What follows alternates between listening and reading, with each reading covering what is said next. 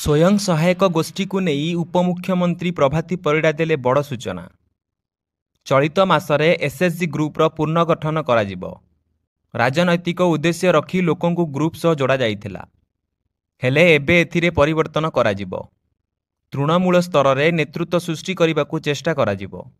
एबे समस्तंकु जीपीएल निर्वाचन रे भाग नेबाकु सुजोग दिया जिवो।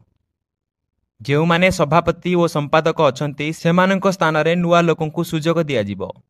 जो माने 2 थर 4 वर्षरु अधिक समय रही सारिछंती सेमाने आउ रही पारिबे नाही। एहा परे मासरे जीपीएलएफ और सीपीएलएफ और बीएलएफ को जिला और राज्य स्तर रे नुआ नियुक्ति दिया जिवो। उपमुख्यमंत्री आहुरी मध्य कहिछंती पूर्व सरकार रे बहु महिला एसएचजी रु वंचित होइछंती। एसएचजी रो रजिस्ट्रेशन मध्य करा जाई नाही। बिना रजिस्ट्रेशन ने कोटी कोटी टंका दिया जाइछि। रजिस्ट्रेशन नथिबारु ऑडिट होई नाही।